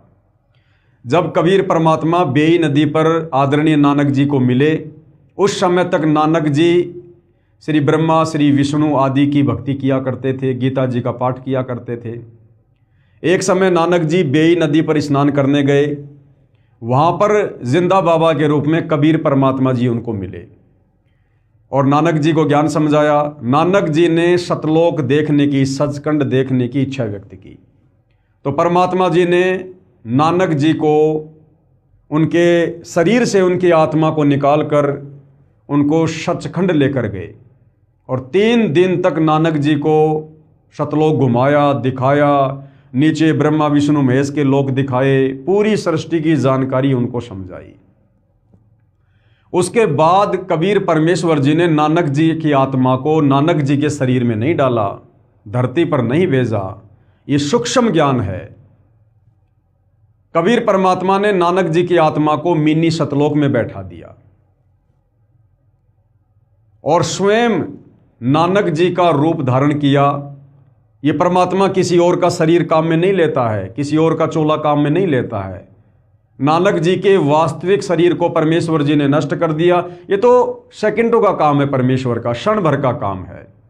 और वैसी as it is same to same Nanak ji की देह बनाई और परमेश्वर जी ने फिर उस देह में आगे चलकर ये सारे के सारे चमत्कार किए। देश और दुनिया को लग रहा था कि नानक जी ने चमत्कार किए, नानक जी ने इतनी सारी ये सिद्धियां दिखाई, जबकि भाई और बहनों, बेई नदी से सचखंड जाने के बाद नानक जी का किसी प्रकार का कोई रोल नहीं रहता है। उसके बाद सारा का सारा खेल कबीर परमात्मा जी अपने हाथ में ले लेते हैं। महिमा श्री नानक जी की बनती चली गई और कार्य, चमत्कार, सिद्धियां सब कुछ कबीर परमात्मा जी ने दिखाई। तो कबीर परमात्मा जी कहो चाहे सतगुरु रामपाल जी कहो, इन्होंने ही बाला और मर्दाना को नानक जी के रूप में भगत प्रहलाद के लोक के दर्शन करवाए। वह तीसरे महापुरुष सतगुरु रामपाल जी महाराज हैं। क्योंकि भाई और बहनों, कबीर परमात्मा के समकालीन कोई नहीं है, उनके बराबर कोई नहीं हो सकता, उनके जैसा भी कोई नहीं हो सकता। तो मर्दाना जी यहाँ पर कह रहे हैं कि नानक जी और कबीर जी के बराबर होगा वो तीसरा संत जो पंजाब की धरती पर होगा, जाट जाति में होगा। अर्थात ये सारे के सारे खेल, चाहे काशी के बनारस में जुलाही की भूमिका करना हो, ये कबीर परमात्मा जी ने की। नानक जी के रूप में बहुत सारे चमत्कार करना हो, ये भी कबीर परमात्मा जी ने किया। और आज धरती पर पुनः 8 सितंबर 1951 को वही कबीर परमात्मा सतगुरु रामपाल जी के नाम से धरती पर अवतरित हैं। तो वह तीसरे महापुरुष सतगुरु रामपाल जी महाराज हैं तथा इनका आध्यात्मिक ज्ञान भी इन दोनों महापुरुषों परमेश्वर कबीर जी तथा श्री नानक देव जी से मेल खाता है। आप देखेंगे दोनों फोटोकॉपी, जो जन्म साखी भाई बाले वाली जो कि एक पंजाबी भाषा में है तथा दूसरी हिंदी है जो कि पंजाबी भाषा से ही अनुवादित है। इसमें कुछ लेख ठीक नहीं लिखा है। जैसे पंजाबी भाषा में लिखा है कि जो इस जीहा कोई होवेगा ता एथे पहुंचेगा, होर दा एथे पहुंचण दा कम नहीं। परंतु हिंदी वाली जन्म साखी में यह विवरण नहीं है, जो बहुत महत्वपूर्ण है। इससे सिद्ध है कि लिखते समय कुछ लेख बदल जाता है, फिर भी ढेर सारे प्रमाण हैं जो इस पुस्तक में अन्य महापुरुषों के द्वारा सतगुरु रामपाल जी महाराज के विषय में कहे गए हैं, वे भी इसी को प्रमाणित करते हैं। विशेष यदि कोई ये कहे कि जन्म साखी में लिखी व्याख्या संत गरीबदास जी गांव छुडानी वाले के लिए है, यानी भाई बाल्य वाली जन्म साखी में जो कहा गया ना कि वो जो संत होगा वो जाट जाति में होगा, पंजाब की धरती पर होगा, तो यहाँ पर शंका समाधान किया जा रहा है कि कोई ये ना सोचे कि ये आदरणीय गरीबदास जी के विषय में जो कि जाट जाति में थे, गांव छुडानी में थे, छुडानी भी उस समय जो है वो पंजाब की ही वो धरती पर था, तो कोई ये मन में शंका ना कर ले कि यहाँ पर भगत प्रहलाद ने जाट जाति का वर्णन, पंजाब की धरती पर आने का वर्णन आदरणीय गरीबदास जी के लिए किया होगा।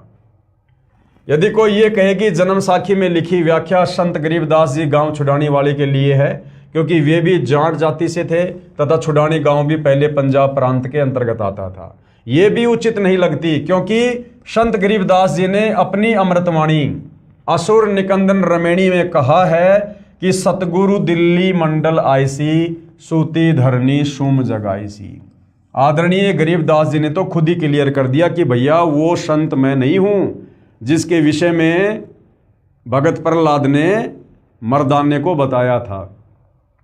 क्योंकि आदरणीय गरीबदास जी को कबीर परमात्मा जिंदा महात्मा के रूप में मिले थे और उसके बाद उनको शतलोक दिखाया, उनका ज्ञान योग खोला, तो आदरणीय गरीबदास जी ने पांचवें वेद सूक्ष्म वेद की रचना की, जिसको सदग्रंथ साहिब कहते हैं, जिस सदग्रंथ साहिब का सभी सतलोक आश्रमों में 3 दिन का पाठ होता है।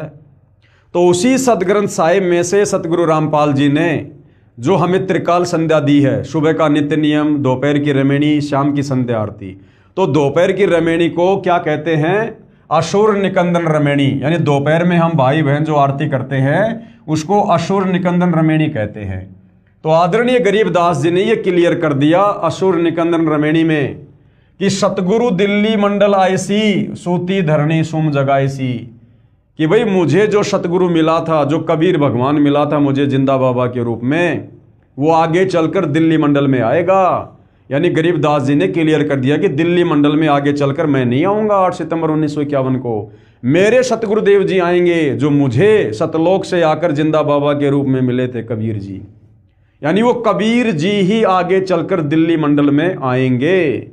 और भाई और बहनों, जो विशेष संदेश सतगुरु रामपाल जी ने अपने इसार जेल के दौरान बाहर हम आत्माओं के लिए भेजे थे, उस विशेष संदेश में भी सतगुरु रामपाल जी ने इस विषय को लेकर बिल्कुल क्लियर कर दिया है कि वर्तमान में तुम्हारे सतगुरु के रूप में, यानी सतगुरुदेव भगवान स्वयं के विषय में कह रहे हैं कि वर्तमान में वही कबीर भगवान गरीबदास जी का सतगुरु वर्तमान में तुम्हारा गुरु है। कि भाई गरीबदास जी के समय आए थे और वर्तमान में तुम्हारे सामने प्रत्यक्ष प्रकट है, पहचान सको तो पहचान लो। तो गरीबदास जी के समय कौन आए थे? खुद कबीर भगवान आए थे जिंदा बाबा के रूप में। और गुरुदेव कह रहे हैं कि जो गरीबदास जी के समय आए थे वही महापुरुष आज धरती पर तुम्हारे सामने प्रत्यक्ष प्रकट है तुम्हारे गुरु के रूप में। यानी सतगुरु रामपाल जी स्वयं वही जिंदा बाबा, वही कबीर भगवान है, जो बड़े सौभाग्य से आप और हमें सतगुरुदेव भगवान के रूप में नसीब हुए हैं। एक छोटा सा संदेश सतगुरु रामपाल जी परमेश्वर जी का सुनिएगा। तो क्या बताते हैं? उत्तर दक्षिण पूर्व पश्चिम फिरता दाने दाने लो, और सर्व कला सतगुरु साहिब की, हरि आए हरियाणे। गरीबदास जी के समय आए थे रिबारे भाई प्रगट सामने था रे, पहचाने जात पहचान लियो। गरीबदास जी के समय आए थे रिबारे भाई प्रगट सामने था रे, पहचाने जात पहचान लियो। गरीबदास जी के समय आए थे रिबारे भाई प्रगट सामने था रे, पहचाने जात पहचान लियो।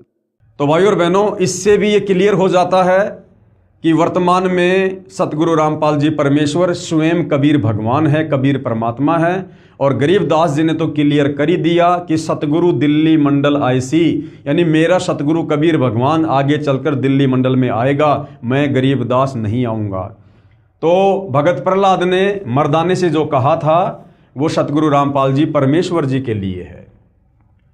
संत गरीबदास जी ने अपनी अमृतवाणी असुर निकंदन रमेणी में कहा है कि सतगुरु दिल्ली मंडल आईसी, यानी मेरा सतगुरु कबीर आगे चलकर दिल्ली मंडल में आएगा, यानी गांव धनाने में प्रकट होगा। और सूती धरनी सुम जगाईसी, भावार्थ है कि संत गरीबदास जी के सतगुरु पूज्य कबीर साहिब जी थे। पुराना रोहतक जिला सोनीपत, रोहतक तथा झज्जर को मिलाकर एक जिला रोहतक था, दिल्ली मंडल में लगता था। यह किसी राजा के अधीन नहीं था, अंग्रेजों के शासनकाल में दिल्ली के अधीन था। संत गरीबदास जी ने स्पष्ट किया है कि सतगुरु यानी परमेश्वर कबीर जी दिल्ली मंडल में आएंगे। तो दिल्ली मंडल में वर्तमान में कौन आए? सतगुरु रामपाल जी आए। तो गरीबदास जी के सतगुरु यानी कबीर भगवान ही स्वयं 8 सितंबर 1951 को सतगुरु रामपाल जी के नाम से प्रकट हुए हैं। दिल्ली मंडल में आएंगे, भक्तिहीन प्राणियों को जगाएंगे, सूती धरनी सोम जगाईसी, और शत भक्ति कराएंगे। ध्यान रहे, कबीर सागर में काल के दूतों ने मिलावट करके सत्य को न जानकर अपनी अटकलबाजी से असत्य प्रमाण दिए हैं। उसका नाश करने के लिए परमेश्वर कबीर जी ने अपने अंश अवतार संत गरीबदास जी द्वारा यथार्थ ज्ञान प्रचार करवाया है, जो संत गरीबदास जी की अमृतवाणी रूप में है। इसी बात की पुष्टि कबीर सागर के संपादक कबीर पंथी श्री युगलानंद बिहारी जी की उस टिप्पणी से होती है जो उन्होंने अनुराग सागर तथा ज्ञान सागर की भूमिका में की है, और कहा है कि कबीर पंथियों ने ही कबीर पंथ के ग्रंथों का नाश कर रखा है। अपने अपने मत अनुसार फेर बदल करके अपने मत को जोड़ा है। मेरे पास अनुराग सागर तथा ज्ञान सागर की कई प्रतियां रखी हैं जिनमें से एक दूसरे से मेल नहीं खाती हैं। सतगुरु रामपाल जी महाराज का जन्म, लेखक के अनुसार जन्म, और जब ये ज्ञान समझ में आएगा तो उसके अनुसार अवतरण। सतगुरु रामपाल जी महाराज का अवतरण श्री नंदराम जाट के घर 8 सितंबर 1951 को गांव धनाना, जिला सोनीपत, उस समय जिला रोहतक में हुआ था, जो वर्तमान हरियाणा तथा पंजाब प्रांत मिलकर उस समय एक ही पंजाब प्रांत था। परमेश्वर कबीर जी ने भी कहा था कि जिस समय कलयुग 5500 वर्ष बीत चुका होगा, मैं गरीबदास वाले 12वें पंथ में आगे स्वयं आऊंगा। कबीर परमात्मा जी ने 650 साल पहले धर्मदास जी के माध्यम से कबीर सागर लिखवाया था, और जब धर्मदास जी काफ़ी चिंतित हो गए थे कि हे परमात्मा, आपने मुझे तो सार नाम दे दिया लेकिन मेरे वंशजों को देने से मना कर दिया, तो ये कैसे पार होंगे? धर्मदास जी चिंतित हो गए। तो कबीर परमात्मा ने कहा कि धर्मदास तू चिंता ना कर, 5505 वर्ष जब कलयुग बीत जाएगा उस समय मैं खुद गरीबदास जी के 12वें पंथ में जाऊंगा आगे। यानी गरीबदास जी का 12वां पंथ चल चुका होगा, और जब वो पंथ समाप्त होने वाला होगा उस समय मैं खुद ही उस 12वें पंथ में जाऊंगा। 12वें पंथ हम ही चल आवें, सब पंथों को मिटाकर एक पंथ चलावें। तो आदरणीय गरीबदास जी के 12वें पंथ में आगे चलकर खुद कबीर भगवान ने ही आना था, और खुद कबीर भगवान सतगुरु रामपाल जी के नाम से आदरणीय गरीबदास जी के 12वें पंथ में ही आए, क्योंकि साधु वचन पलटे नहीं, चाहे पलट जाए ब्रह्मांड। तो 17 फरवरी 1988 को सतगुरु रामपाल जी ने एक अच्छी आत्मा आदरणीय राम देवानंद जी को अपना मुंह बोला गुरु धारण किया, और 17 फरवरी 1988 को गरीबदास जी के 12वें पंथ में दीक्षा ली। सांसारिक दिखावे में दीक्षा ली, अन्यथा जगत गुरु को किसी से गुरु बनाकर दीक्षा लेने की आवश्यकता नहीं होती है। परमेश्वर कबीर जी ने भी कहा था कि जिस समय कलयुग 5500 वर्ष बीत चुका होगा, मैं गरीबदास वाले 12वें पंथ में आगे स्वयं आऊंगा। संत गरीबदास जी द्वारा मेरी यानी कबीर परमेश्वर की महिमा की वाणी प्रकट होगी, तथा गरीबदास वाले 12वें पंथ तक के साधक मुझे आधार बनाकर वाणी को समझने की कोशिश करेंगे, परंतु वाणी को न समझकर शतनाम तथा सारनाम से वंचित रहने के कारण असंख्य जन्म तक शतलोक प्राप्ति नहीं कर पाएंगे। यानी गरीबदास जी के पंथ में जितने भी समय तक गरीबदास जी का पंथ चला, तो गरीबदास जी के पंथ में जितने भी लोग नाम दीक्षा लेंगे, उपदेश प्राप्त करेंगे, वो लोग असंख्य जन्मों तक मोक्ष प्राप्त नहीं कर पाएंगे। उसी 12वें पंथ यानी गरीबदास जी वाले पंथ में, उसी 12वें पंथ गरीबदास जी वाले पंथ में मैं परमेश्वर कबीर जी ही स्वयं चलकर आऊंगा। इस विषय पर भाइयों और बहनों मैंने बहुत सारी वीडियो विस्तार से बना रखे हैं कि आदरणीय गरीबदास जी के 12वें पंथ में स्वयं कबीर परमात्मा ही सतगुरु रामपाल जी के नाम से आए हैं। बहुत सारे जो प्रमाण हैं गुरुदेव के सत्संगों से दास ने दिए हुए हैं। इस ज्ञानगंगा पुस्तक पर यदि हम विस्तार से बात करेंगे तो नए भगत भाई बहन लेख को नहीं समझ पाएंगे। इसलिए यदि आप सतगुरु रामपाल जी परमेश्वर जी से उपदेश प्राप्त हैं तो आप मुझदास के और भी बहुत सारे वीडियो सोशल मीडिया पर देख सकते हैं। इस विषय को लेकर आपको भली भांति समझ में आ जाएगा कि आदरणीय गरीबदास जी के 12वें पंथ में 17 फरवरी 1988 को कबीर परमात्मा यानी सतगुरु रामपाल जी ने आदरणीय रामदेवानंद जी से सांसारिक तौर पर दीक्षा लेकर उनको अपना मुंह बोला गुरु धारण करके उन्होंने जो है एंट्री की है, क्योंकि परमेश्वर की वाणी कभी गलत नहीं हो सकती है। उसी 12वें पंथ गरीबदास जी वाले पंथ में मैं परमेश्वर कबीर जी ही स्वयं चलकर आऊंगा। तब संत गरीबदास जी द्वारा प्रकट की गई वाणी को मैं कबीर परमेश्वर प्रकट होकर समझाऊंगा। तो सन 1994 से आदरणीय गरीबदास जी की वाणियों को सदग्रंथ साहिब को खोल खोल कर गांव गांव जाकर सत्संग करके कौन महापुरुष समझा रहे थे, सतगुरु रामपाल जी समझा रहे थे। और यहाँ पर आपको एक जो प्रमाण है और मिल गया है, संत गरीबदास जी द्वारा प्रकट की गई वाणी को मैं कबीर परमेश्वर क्या करूंगा, प्रकट होकर समझाऊंगा। मां के गर्भ से जन्म लेकर नहीं, प्रकट होकर समझाऊंगा। तो 8 सितंबर 1951 को सतगुरु रामपाल जी परमेश्वर आप और हम दो कोटि के जीवों की चरम दृष्टि को धोखा देते हुए, काल को धोखा देते हुए, क्योंकि इस परमेश्वर को कबीर भगवान को वेदों में तस्करा कहा है। तस्करा का मतलब होता है जो आंखों में धूल झोंक कर अपना कार्य करता है। तो ये परमात्मा इस काल की आंखों में धूल झोंक कर इस प्रकार की लीला करता है। आदरणीय नानक जी ने तो कबीर परमेश्वर जी को प्यार में ठग कहा है, जो काल को भी ठग लेता है और अपना ज्ञान प्रचार करके अपनी आत्माओं को शतलोक ले जाता है। तो ये परमेश्वर की अजब गजब लीला है भाइयों और बहनों। ये जब आप इस ज्ञान की गहराई में जाओगे, जब आपको सतगुरु रामपाल जी से जुड़ने के बाद काफ़ी समय हो जाएगा, 5-10 वर्ष, उसके बाद आपको ये बातें समझ में आने लगेंगी। तो क्या कहा गया है, उसी 12वें पंथ गरीबदास जी वाले पंथ में मैं यानी परमेश्वर कबीर ही स्वयं चलकर आऊंगा तथा संत गरीबदास जी द्वारा प्रकट की गई वाणी को मैं कबीर परमेश्वर प्रकट होकर समझाऊंगा। प्रकट होकर, इससे सिद्ध हुआ कि जन्म साखी में जिस जाट संत के विषय में कहा है, निर्विवाद रूप से वह सतगुरु रामपाल जी महाराज ही हैं। फिर भी हम संत गरीबदास जी का विशेष आदर करते हैं, क्योंकि उन्होंने परमेश्वर कबीर जी का अमर संदेश सुनाया है। यदि कोई भ्रम उत्पन्न करे, ये दूसरी शंका है, यदि कोई भ्रम उत्पन्न करे कि 10 गुरु साहिबानों में से भी किसी की ओर संकेत हो सकता है कि भाई भगत प्रहलाद ने जो मर्दाना को कहा था कि वो जाट वर्ण में आएगा, पंजाब की धरती पर आएगा, तो कोई ये भ्रम पैदा ना करे कि वो 10 सिख गुरु साहिबानों की ओर संकेत है। जी नहीं, इसके लिए ध्यान रहे कि 10 सिख गुरु साहिबानों में से कोई भी जाट जाति से नहीं था।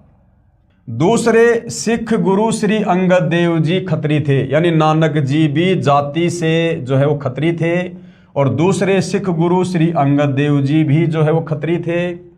तीसरे श्री अमरदास जी भी जो है वो खत्री थे। चौथे गुरु श्री रामदास जी भी जो है वो खत्री थे, तथा 5वें गुरु श्री अर्जुन देव जी से लेकर 10वें तथा अंतिम श्री गुरु गोविंद सिंह जी तक श्री गुरु रामदास जी की संतान अर्थात खत्री ही थे। फिर भी हम सभी सिख गुरु साहिबानों का विशेष आदर करते हैं। यानी कहने का मतलब है, मर्दाना ने जो पूछा था, भगत प्रहलाद ने जो बताया था कि वो जाट वर्ण में होगा, पंजाब की धरती पर होगा, वो सतगुरु रामपाल जी परमेश्वर जी के विषय में है। सतगुरु रामपाल जी महाराज कहते हैं, जीव हमारी जाति है, मानव धर्म हमारा, हिंदू मुस्लिम सिख ईसाई धर्म नहीं कोई न्यारा। ये स्लोगन है, ये नारा है परमेश्वर रामपाल जी का कि जीव हमारी जाति है, अर्थात हमारे को भिन्न भिन्न जातियों में केवल इस काल ने यहाँ पर बांट रखा है। असल में हम सब की एक ही जाति है कि हम सब जीव हैं और हमारी किसी प्रकार की कोई औकात नहीं है, हम जीव हैं।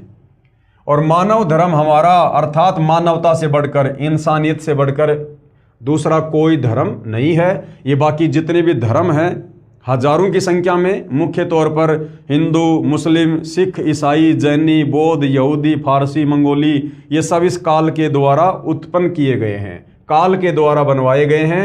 आप और हम परमेश्वर की आत्माओं को इस कलयुग के समय में आपस में जो है बांटने के मकसद से, क्योंकि इसी समय कबीर परमात्मा धरती पर तत्वदर्शी संत के रूप में प्रकट होते हैं, अपने ज्ञान का प्रचार करते हैं, आत्माओं को काल के जाल से मुक्त करवाकर सतलोक लेकर जाते हैं। और काल को ये बिल्कुल भी पसंद नहीं है कि कोई भी आत्मा उस तत्वदर्शी संत की शरण में आकर ज्ञान को समझकर सतलोक चली जाए, क्योंकि इस काल को प्रतिदिन 1 लाख मानव शरीरधारी जो है आत्माओं के सूक्ष्म शरीर में जो वासना होती है उसको खाने का श्राप लगा हुआ है, तो ये अपने भोजन को इतनी आसानी से नहीं जाने देता है। तो गुरुदेव भगवान ने हमें बताया है कि जीव हमारी जाति है और मानव धर्म हमारा, हिंदू मुस्लिम सिख ईसाई धर्म नहीं कोई न्यारा। परमेश्वर कबीर जी ने कहा है, जाति न पूछो संत की, पूछ लीजिए ज्ञान, मोल करो तलवार का, पड़ी रहने दो म्यान। कि संतों से हमेशा ज्ञान की बातें करनी चाहिए, जाति और धर्म की बातें नहीं करनी चाहिए। कृपया प्रमाण के लिए देखें फोटोकॉपी जन्म साखी पंजाबी, गुरुमुखी पंजाबी भाषा वाली तथा हिंदी वाली, दोनों में आप जी सहज में समझ सकते हो कि वास्तविकता क्या है।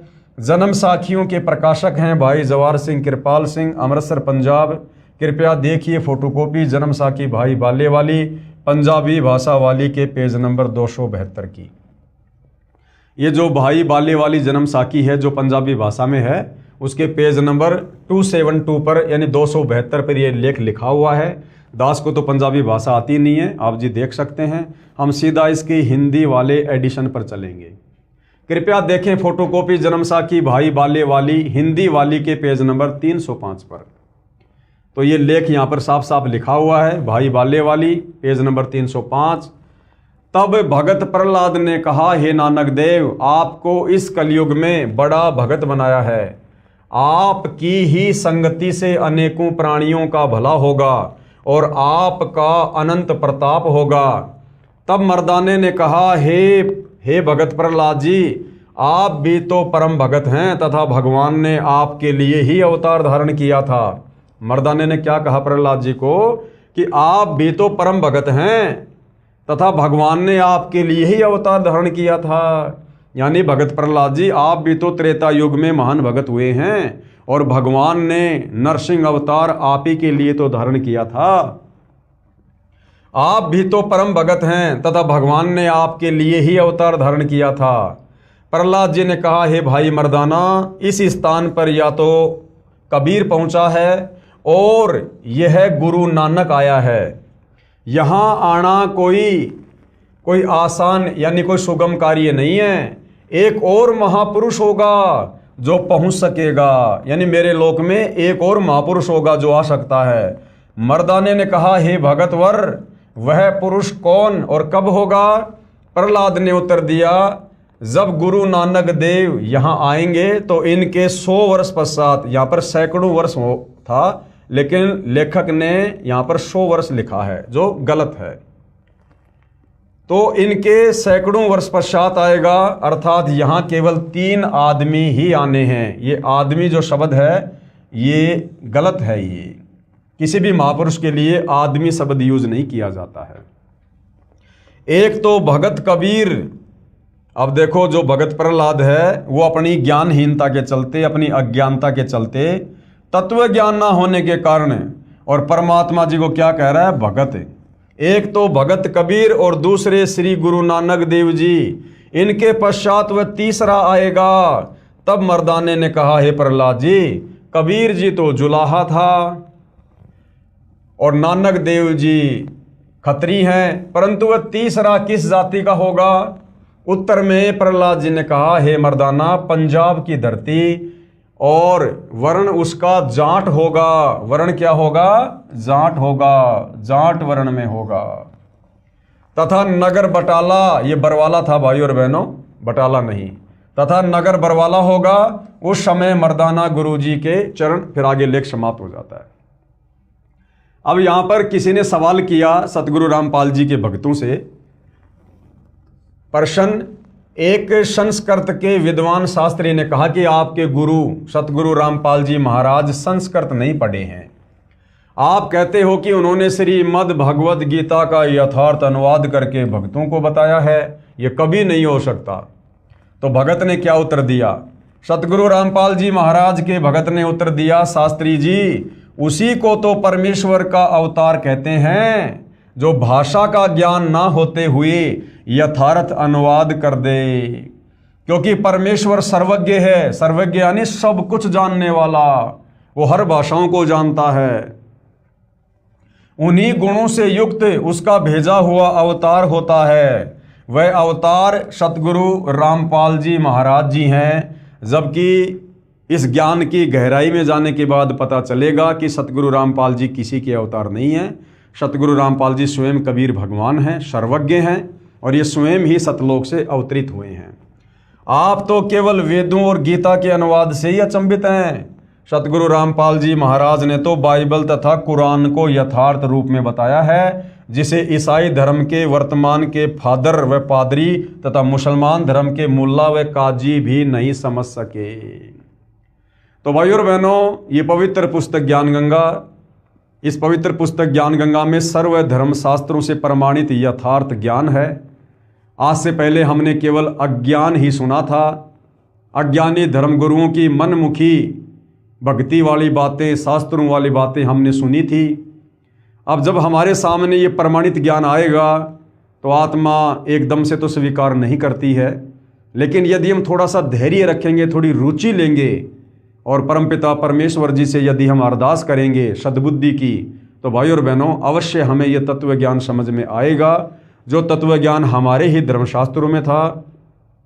लेकिन हमारे ज्ञानहीन काल प्रेरित धर्म गुरु हमें शास्त्रों से इस ज्ञान को निकाल कर नहीं दे पाए और हमें यथार्थ भक्ति और भगवान से दूर रखा, अपरिचित रखा, जिसका खामियाजा हम युगों युगों से भुगत रहे हैं। ना जाने कितनी बार हमने लख 84 योनियाँ भोगी हैं, कितनी बार हम स्वर्ग में गए, हम नरक में गए, असहनीय पीड़ाओं को भोगा, मोक्ष ना होने के चलते। क्योंकि शास्त्र विधि को त्याग कर शास्त्र विरुद्ध साधना करने के चलते, मनमुखी मंत्रों का जाप करने के चलते, ब्रह्मा विष्णु महेश काल दुर्गा या अन्य देवी देवताओं की भक्ति पूजा करने के चलते हमारा मोक्ष नहीं हो सकता है। तो भाई और बहनों, आज वो समय आ गया है। ये कलयुग की बिचली पीढ़ी है, मोक्ष का प्राइम टाइम है। आप और हमारे पास में गोल्डन चांस है। परमात्मा कबीर देव स्वयं सतगुरु रामपाल जी के नाम से धरती पर प्रकट हैं, जगत गुरु की भूमिका कर रहे हैं, तत्वदर्शी संत की भूमिका कर रहे हैं। हमने थोड़ा सा धैर्य रखना है, निष्पक्ष होकर हमने उनके ज्ञान को थोड़ी रुचि लेकर समझना है। एक बार यदि आत्मा ने इस ज्ञान को पकड़ लिया, स्वीकार कर लिया, तो भाई और बहनों, फिर मोक्ष में किसी भी प्रकार की कोई शंका नहीं है। और जैसे जैसे आपको ज्ञान समझ में आ जाता है, और यदि आप नाम दीक्षा लेने के इच्छुक हैं, तो शतलोक आश्रम के मोबाइल नंबरों पर संपर्क कीजिएगा, या शतलोक आश्रम की वेबसाइट है www.jagatgururampalji.org। वहाँ से आपको समस्त जानकारी मिल जाएगी, कहाँ से आपको दीक्षा मिलेगी, कैसे मिलेगी, कैसे आप सतगुरु रामपाल जी के पावन चरण कमल से जुड़ सकते हैं, अपनी आत्मा का कल्याण करवा सकते हैं। तो हम इस पवित्र पुस्तक में धीरे धीरे आगे बढ़ेंगे। तो आज के इस वीडियो में केवल इतना ही। नेक्स्ट हमारा जो टॉपिक होगा वो होगा भक्ति मर्यादा, यानी अभी तक तो हमने केवल इस पुस्तक की भूमिका के ऊपर ही ये 3 वीडियो बनाए हैं और भूमिका को समझना बहुत ही ज़रूरी था। भूमिका को समझे बिना हम आगे पुस्तक के लेख को नहीं समझ सकते हैं। तो अब आगे यथार्थ में ज्ञानगंगा पुस्तक का ज्ञान शुरू होगा और सर्वप्रथम सतगुरु रामपाल जी से जुड़ने के लिए क्या क्या मर्यादा हैं, क्या क्या उनके नियम हैं, उनके विषय में जानकारी होनी बहुत ज़रूरी है। तो भाई और बहनों, कल रात्रि 8:30 बजे हम भक्ति और मर्यादाओं के विषय में जानकारी प्राप्त करेंगे। तब तक पूज्य गुरुदेव भगवान हम सबको आज्ञा दे, आशीर्वाद दे, सद्बुद्धि दे, हमें भ्रमने और भटकने से बचाए, परमेश्वर इस ज्ञान को समझने के लिए हमें योग्य बनाए। बंदी छोड़ सतगुरु रामपाल जी परमेश्वर जी की जय हो।